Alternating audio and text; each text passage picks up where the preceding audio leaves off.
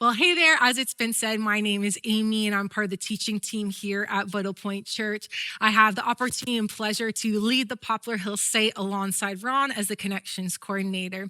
And I want to start by welcoming you. Thank you so much for being a part of today, especially if this is your very first time to Vitalpoint Church or your first time to church ever. Man, I am so stoked that you are here, and I hope that you'll continue exploring within this context of Vitalpoint Church. Well, to begin our conversation today, I want to start with a question. Now, this may rub a few of you the wrong way, but hold on with me for a second. Have you ever read a book and then watched a movie based on the book? Yeah? And in this moment, you feel a bit of a rise of because it wasn't near as good. I have that every single time. You read the book, you're excited to watch the movie, but man, they mess with it. The characters are not anything like what you imagine them to be. They mess with the timeline. They leave out such important details. And every time I walk away frustrated, the movie just wasn't as good as the book. This is actually how I feel about the book of Esther that we are exploring in this two-part series called Game Changer. I grew up in church, and I felt like anytime that this book of Esther, this story of who she was told, that it was pitched to me like some sort of biblical version of a Disney princess story.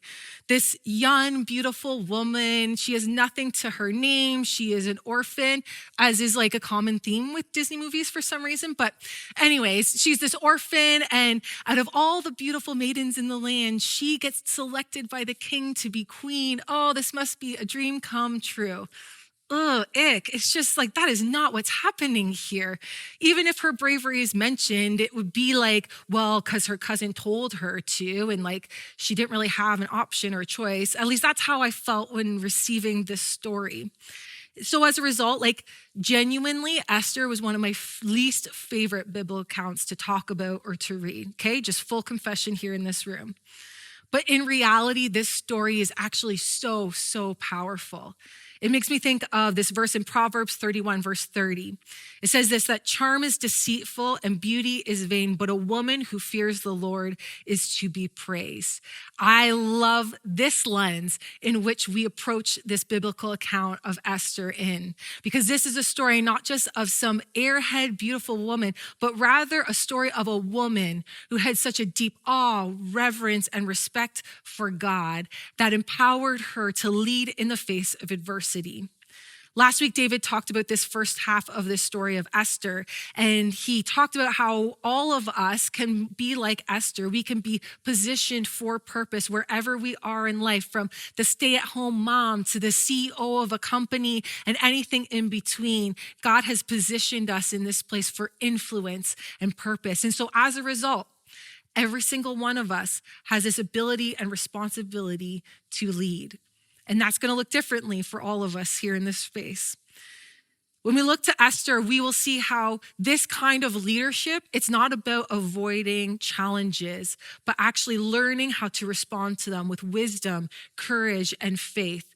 She has this beautiful example of how trusting in God, trusting in his timing, taking these bold steps that he prepares in advance for her to do, actually has the ability to flip the script of the situation.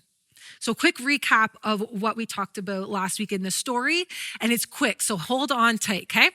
So we open up the book to the scene of the country of Persia, the area of Persia, and we are introduced to this king who is prideful, totally self-absorbed, constantly indulging in his extravagance, had a habit of drinking way too much, and often paired with a temper in the midst of that.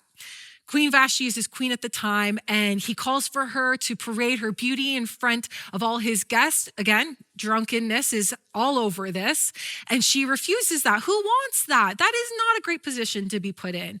And so her refusal embarrasses him. He's angry, and in that anger, he banishes her. He's like, I'm done with you. You are out of here. Only to then kind of realize later, ooh, what did I do? Now I need a new queen. So they gather all the beautiful young women in the area, and Esther, our focus for this series, she is one of them. Her Jewish name is Hadassah. She's taken as well, and at the advice of her cousin who raised her as his own, she hides her Jewish identity.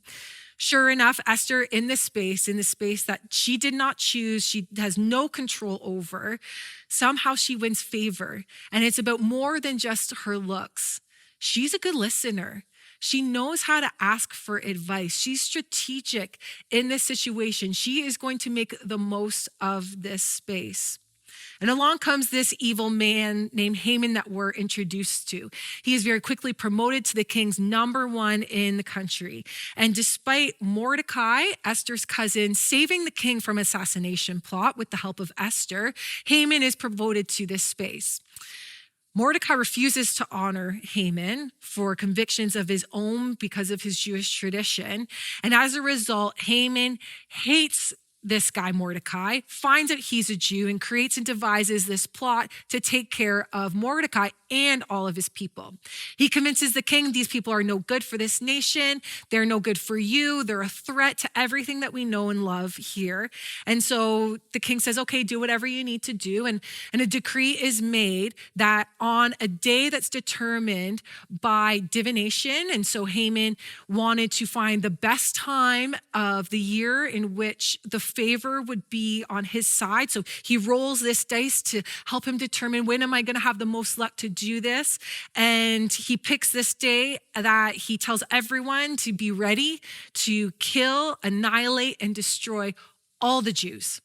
Young, old, women, children, doesn't matter. Destroy them all. This is horrific.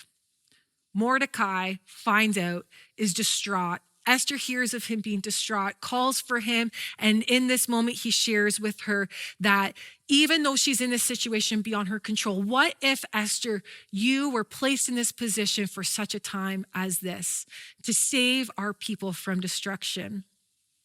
Esther, in that moment, although she has her own trepidation about this, she surrenders her will to God's, that she's willing to approach the king, even though it may be at risk of her own death. And she just makes this bold comment, putting all of her faith and her trust in God of however this is going to play out. And she just goes, I'll do this. And if I perish, I perish. And this is where we ended in the story last week. And I know that so many of you, you've been sitting on the edge of your seat all week to find out, how is this going to play out? Or maybe some of you are familiar with this story and interested to see how this is going to apply to our series of Game Changers. Or you read ahead because you're a keener like me and wanted to know what there was to come. But before we dive right into that, I think it's so important for us to know that God had chosen the Jewish people for the purpose of blessing all the earth and the nations. It wasn't anything that they had done. It was his choice to pick them, to reveal himself to them, to begin his redemption plan of all of creation, to bring them back to himself. And Haman, there's so much more happening than just this guy who's got a bone to pick with Mordecai.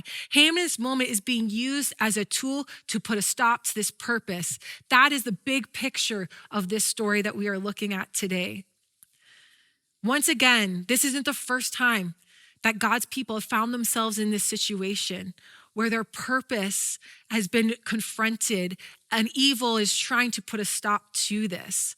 And if life and redemption was to come through these people, how could it happen if they were annihilated? Haman in this moment, this decree, this position that they find themselves in, isn't it just a threat to them right here and now? This is a threat to God's promise that was being challenged in a really, really big way. And so when we backtrack the moment to Esther finding out about this, about what is going on, she doesn't take this impulsive action or reaction that happens out of anger, panic, or fear. No, this girl is raised with a very strong Jewish history. She knows the promise and the purpose that God has for the Jewish people. And undoubtedly in this moment, she recognizes the evil that is taking place, that is confronting the promise and purpose of God. And so she knows these stories of how over and over again God would rescue and redeem his people from the worst case situations, even if they were situations that they themselves put them in. God always was working on his plan of redemption through them. And what's crazy even about this moment, the alignment of the timing of this is wild to me. Esther finds out about this plot that Haman has devised on the same day that her Jewish people were to begin the Passover festival. This festival, this celebration, this feast commemorated a time where these people were in a very similar situation. They were in the land of Egypt, oppressed, beaten down, enslaved. They were stripped of their rights as human beings. And God confronted the evil power that was oppressing them. Through 10 plagues, God revealed himself to be the true God, giving them an opportunity for repentance in Egypt, and over again, them hardening their hearts. All this climactic event that they would call later the Passover, where the people were commanded to slaughter a lamb that was perfect, of blemish, of highest value, to paint the doorpost so that God would protect them as he brought judgment upon the evil that had taken place in Egypt. And as a result of that, they were freed from slavery, and God took them on this journey towards the promised land. So this is the moment in which Esther is finding out, a memory fresh in her mind of what this celebration, this feast is all about. I have no doubt that this divine timing gave Esther courage that if God could do it then, he can do it again now. And so instead of reacting, Esther considers these things. She takes pause and she asks her community to join with her on a 3-day fast, to pause and consider who God is, to seek him in the midst of this, and to ask for his favor to once again bring freedom from this horrible mess that they find themselves in. And so I want to place us sort of in this story, but within the time and space that we're in right now. How many of us, when we're faced with a huge challenge or a difficult situation, or even like literally you can see an evil that is confronting us, how many of us respond right away, impulsively, out of anger or fear or anxiety just immediately cripples us? This knee-jerk reaction happens, or we even retreat and avoid, I just can't deal with this, and we numb out. I think of some real life examples. You're a parent and your kid is being treated so unfairly and justly, and they're relentlessly bullied at school over and over again. And it's just so heartbreaking to see the way that it is just chipping away at the beautiful image of God that they were created to be. Or someone that you love is struggling with an addiction or some kind of substance abuse, and the pain and the hurt and the hopelessness that you feel in the midst of it, and the hopelessness and pain it causes that person that seems to be stuck in this cycle that they can't get out of, right? Or depression and anxiety that we are seeing on the rise that is crippling our children, our teenagers, our young adults. It's freezing them with this inability to move forward, this inability to even imagine a future in front of them. None of us in this place have to look far to see examples of how evil, death, and darkness are constantly opposing and chipping away at the goodness of God's creation, at the abilities for his gloriness to be seen in its fullness, the value of life that is expressed in us and in creation. And sometimes it's just easier to turn a blind eye, isn't it? To just numb out, to not look, or to point fingers and get angry at failing systems. Why isn't this doing anything about this, or this doing anything about this? Or we just throw up our hands in despair and go, you know what? I'm done. Jesus, take me home now, right? I know I'm kind of making a joke, but it can feel like that sometimes. But Esther, she doesn't react this way. I even wonder if in this time, she's reflecting on, God brought the people out of Egypt, this Passover festival that they're to be participating in right now. And this moment where, again, they're faced with another challenge and the people are like, what's going to happen? What are we going to do? And God just encourages them, be still. I think that's a word for some of us today, right here and now. Be still and know that I am God. She wasn't willing to throw in the towel, but she wisely invites the community to join with her to seek God's wisdom. How are we going to move forward? How are we going to oppose this evil that is at work? Esther trusted in that God who made the promise to her people so many years ago that he was still committed to his plan to redeem the world through them. And certainly he was not done with them yet. So in the midst of this Jewish celebration of God's triumph over evil generations before, Esther finds courage that sure enough, he can do it again. And maybe he would use her to make that happen. So finally, after 3 days of fasting, it was time, and she had a plan. At the beginning of chapter 5, Esther puts on her royal robes and she enters into the court of the king's palace unannounced, which was not something that you did because the sentence was death. Anyone couldn't just walk into the king's presence unannounced, but you'd be saved if the king gave you favor and invited you closer. And I can only imagine that moment, right? Those thoughts that are racing through Esther's mind right now. Is he going to take this as an act of defiance like he did with Vashti? Am I out of here? And if I am, like, what's going to happen to my people? How is this going to play out? It's been 30 days since the king has called on her to be in his presence. She had no idea how he was going to receive her. But in this moment, God, by his mercy, he grants her favor. And the king looks on her with favor, invites her closer and goes, what is it that you came to ask for? So enamored in this moment, I'll give you up to half the kingdom. What is it that you want? But she asks a very, very simple thing. She invites the king and his number one guy, Haman, to a banquet, to a feast at her house that evening. And so the king says, hurry, Haman, and come be a part of this feast. And so they come and they're eating together, and then they're having the meal of wine. Like, actually talking about a meal of wine, that seems like a lot to me, but here they are again. And the king is so curious. It couldn't have just been this. What is your request, Esther? Surely you did not risk your life to just call a family dinner, right? But Esther responds in such a funny way. She says, my wish and my request is, if I have found favor in the sight of the king, and if it please the king to grant my wish and fulfill my request, let the king and Haman come to a feast that I will prepare for them. And tomorrow I will do as the king has said. Some say that Esther calls for this second banquet because she's lost her nerve. That just doesn't make sense. It just doesn't make sense when we read the entirety of this account. It doesn't align with her character in this narrative. She has been extremely intentional and strategic up to this point. There's plenty of opportunity for her to have lost her nerve, but she consistently shows up in the midst of maybe fear or anxiety and opposes these moments of uncertainty. Esther's request for this second feast, it's a pivotal moment. It's not just, I'm not really sure, I'm just going to do this. It's a pivotal moment. It's actually placed smack dab in the middle of this book of the Bible, because this moment, it initiates the beginning of a great reversal that we see takes place. Haman leaves this jacked up.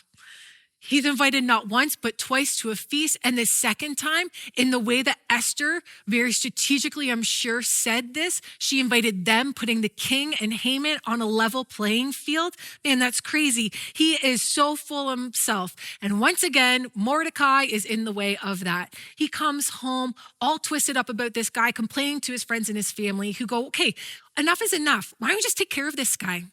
And he goes, yeah, why don't I? So he builds these gallows overnight somehow. So I don't even know how fancy this would have been, but builds these gallows with this plan to convince the king to allow him to hang Mordecai the next day. The king, however, back in the palace, he spends the night restless, cannot sleep.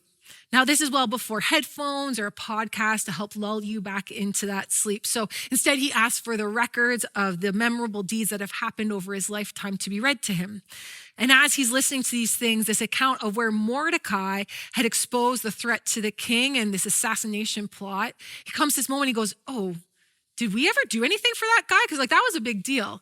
And no, that nothing had ever been done. So he decides, okay, we're going to take care of that the next day. Haman comes in all excited about his plan and the way that he's going to say this to the king, to hang Mordecai, take care of his problem. And the king is actually also so excited.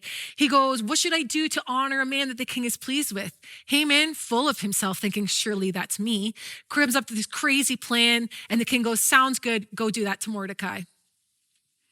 Suddenly we went from, I'm going to hang this guy, to now I have to parade him through town, declaring this is what happens to the one in whom the king is pleased with. He goes home humiliated. And what's crazy to me is his friends and family that told him that he should hang this guy suddenly recognize, oh, yeah, you're opposing a Jew. This isn't going to turn out well for you. They literally say to him, you will not overcome him, meaning Mordecai, but surely fall before him. The closest people in his life recognize that there is a great reversal that is taking place here.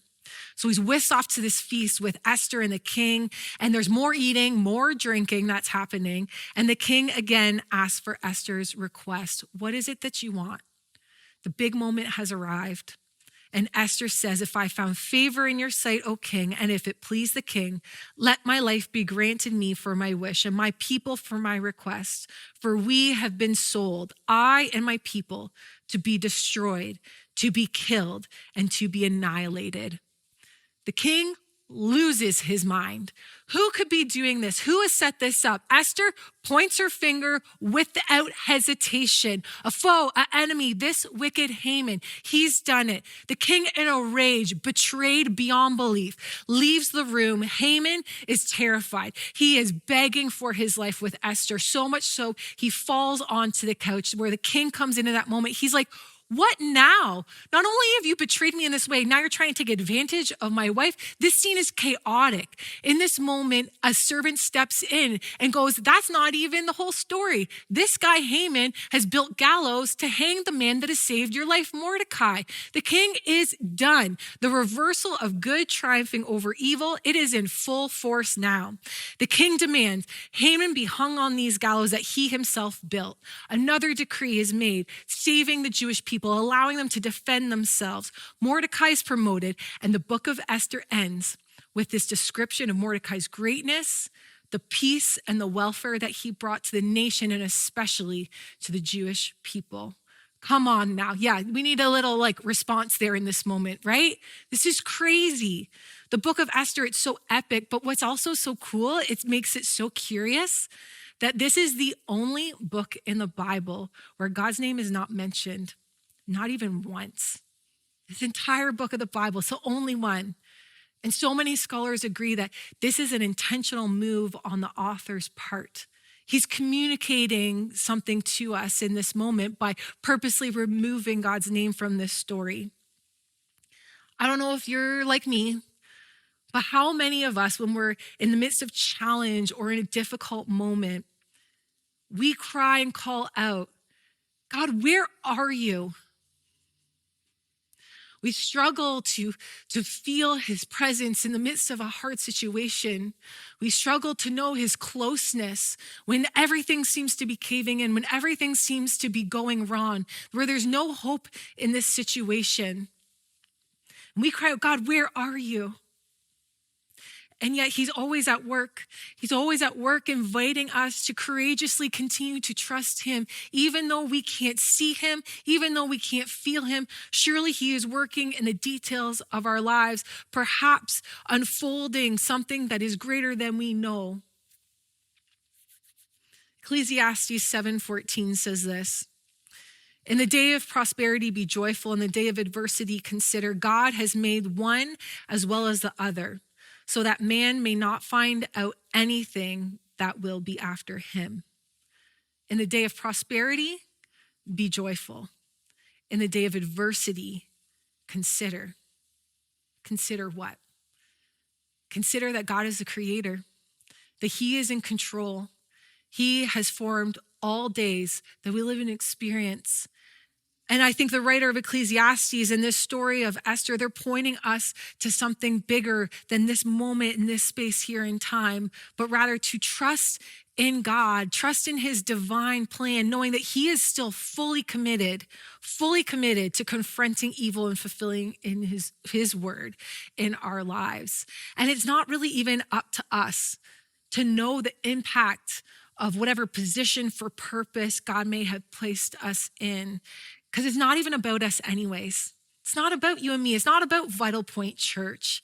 It's about God bringing glory to himself through us.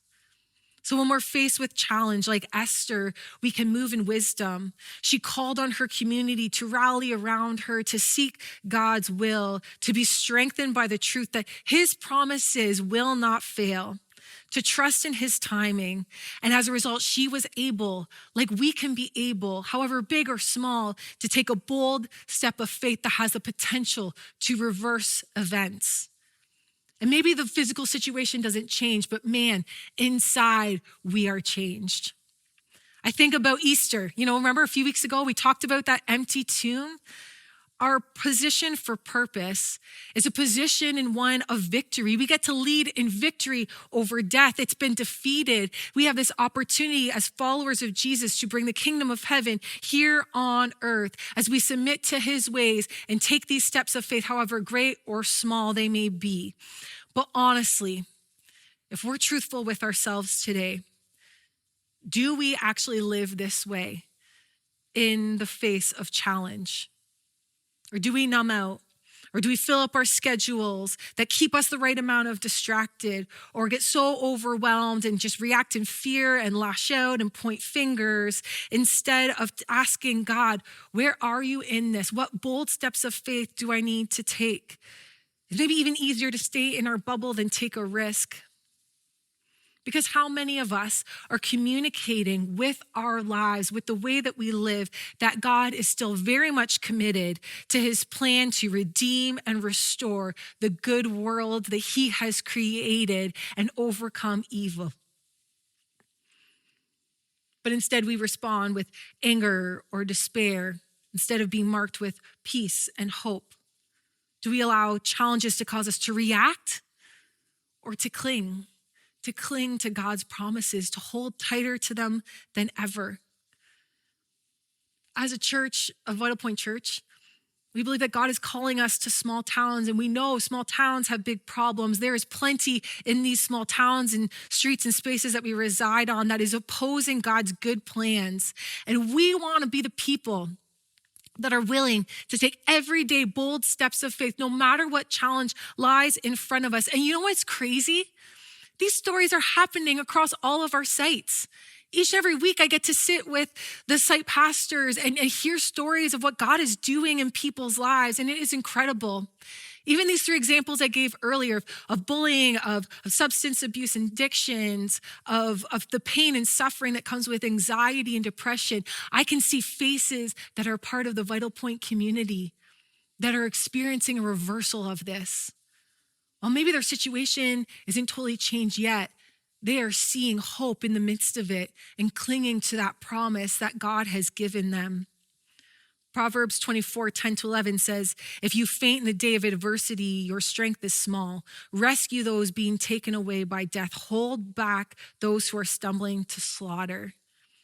If this morning you are feeling faint of heart, would you boldly pray and ask God for the strength and the courage to take that step of faith, whatever it is, big or small, and have that ability? God, will you show me how you can reverse this, how you can use this for your good and your purposes in my life and those around us? Because Jesus is inviting us into small towns, not just something to do on a Sunday morning, but to rescue those who are being taken away to death, to hold back those who are stumbling blindly to slaughter, to see what is dead inside of all of us be brought to life by the power of a resurrected Savior. It's happening. It's happening, and that is something that, man, I can get behind.